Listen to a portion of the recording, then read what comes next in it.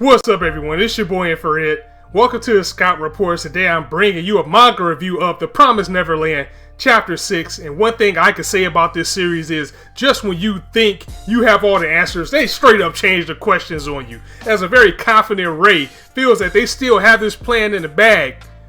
But as I've been saying all along, it seems like Mama is always a step ahead of these kids. And everything is all going according to her plan, and we see that more and more with this chapter. We're also beginning to see the other kids around the orphanage or this food farm beginning to wonder where the other three are and what they're up to, as they're starting to say, hey, where's Emma? Where's Ray? Where's Norman? They're nowhere to be found, and this is going to bite them. I really think it is, because they're kids. They don't know what's going on. And I think it's going to come to a point where either Mama or Sister Krone is probably going to ask these kids about them, and somebody's going to squeal. Somebody's going to grab them. Somebody's going to squeal. Either they're going to get torture out of it, or they're just going to go ahead and say, they've been doing a lot lately. We haven't been seeing them around. I just feel like that's going to happen. But still, you have to once again commend these smart children in this story. I love how intelligent they are, as they were able to deduce that this baby, Carol, for another baby to pop up that's 1 year old, there's definitely something going on in this universe or this world on the outside, as far as being some type of breeding ground or maybe some type of kidnapping being done to these kids. And this is something that I had a theory about, and it's good to see that pretty much confirmed in this chapter, as the kids were able to put together that, look, this Carol kid was brought in as a replacement for Connie. Like, soon as Connie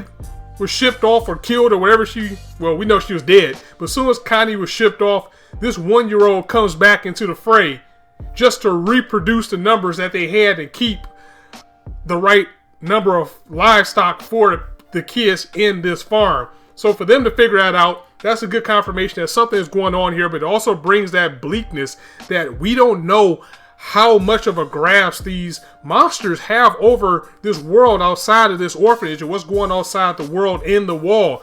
Are they completely in control of like the entire planet? Is it just one big area? It has to be a group of freedom fighters or something somewhere, or other survivors that's out there that's not part of these mills. And the part that makes it so dark and scary is that these kids are coming from somewhere. So either they're being born and they have like women up in a mill somewhere making these kids, or they're finding kids and kidnapping them. But seeing that we have a fresh 1 year old kid in this type of environment, yeah, I'm gonna go ahead and go with the breeding ground for this, as this story continues to be what I call a dark shonen. And Shonen Jump is behind it, so we're gonna keep going. I'm glad to see this type of feel in this book. So all is well here. Let's just keep going down and down and down this rabbit hole until we can see what the true meaning of all this is. Going back to a point that I mentioned at the beginning of the video, is Race. It was either Ray or Norman who said, if Mama really wanted to catch us, she could have easily. So why hasn't she done it by now? Why is she delaying? Which is, again, another theory that I have, is that I think in some shape, form, or fashion, Mama's probably trying to help these children either escape, or she's trying to find a way for them to escape and her to get out herself, or something of that nature, because she knows that two children were at that gate. She just doesn't know who. Honestly, I think she does know which two kids it was, but for some reason she hasn't blown her plan out completely. But another big thing that happened in this chapter was with Emma and Carol once again, by her saying that this kid is only 1 year old.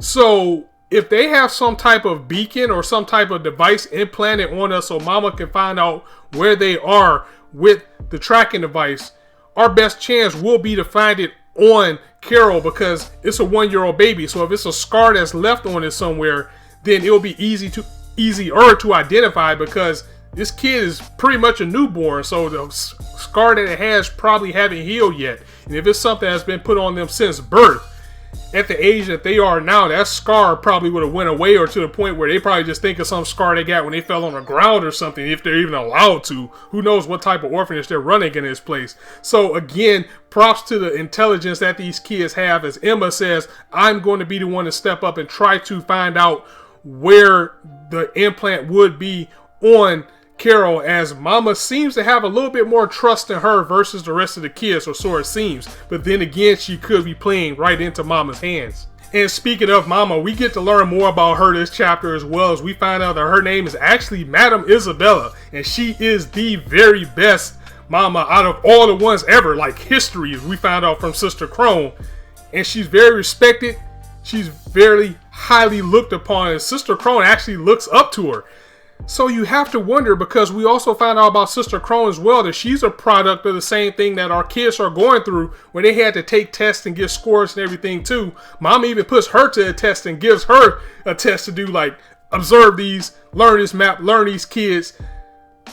How do you get to be a caretaker like Mama and Sister Krone? Like, I'm beginning to think that maybe that's what the test scores are in this world, in this orphanage, in this environment that we're in, that maybe the higher test scores get you sent off somewhere to either be a caretaker like Mama. It's still that possibility that it just makes better food, or it's some type of purpose or trial that you have to go through to get to where they are, because clearly they have more. And Sister Krone is actually a human, just like Mama is, just like the rest of the kids. So she's not a demon or anything. So I wonder what the process is to get to where they are in this world. So another thing as well, Sister Krone's, kind of kissing up to Mama by saying, I'm blessed to be here. I'm glad that I got to be in this same place with you. I'm honored. And Mama's like, no. We're not friends. I didn't request you in particular. I needed help and they just sent you. So since you're here, I'm going to lay down some ground rules. This is my place. You're going to do what I tell you to do. You're going to follow my rules and you're going to like it. But most importantly, she tells Sister Krone that she knows that some kids saw what happened to Connie. She knows that it's 2 kids, even though she doesn't know what.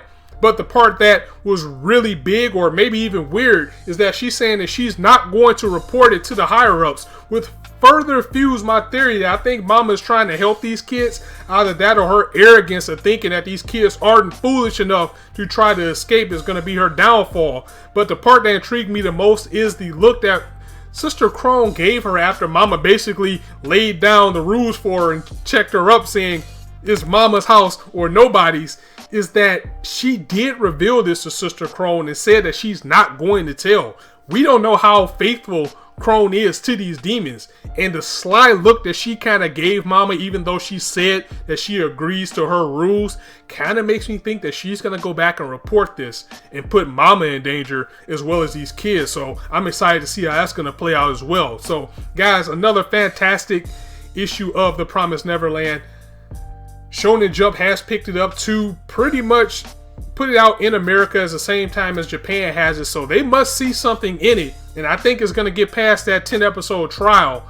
That I think they see the reception on it. It must be getting popular. I know I like it, and apparently a lot of other people like it as well. So that's good to see, even though I do want to see a little bit more progression. I mean, we're at chapter 6 now, and we're still trying to find out how we're going to get out of here. It seems like they're treading water a little bit as far as Mama knowing who the 2 are and the escape plan in general. I think next chapter they should at least try to make their escape before. I don't think it's going to end well. I don't think they're going to get out of this place as cleanly as they think. I think it's going to be some casualties, even though the kids are ready for that. And we'll just have to see where it goes from there. So definitely let me know what you thought of this chapter in the comments. If you like this video, go ahead and drop it a like. And if you want to hear more, go ahead and hit that subscribe button, as there is not a shortage of content for you guys to indulge on this channel. And of course, as I always say, you guys can be anywhere on YouTube right now, but you chose to listen to me. And I really appreciate that, so thanks for stopping by. On that note, it's your boy Infrar-Ed signing out. See you soon.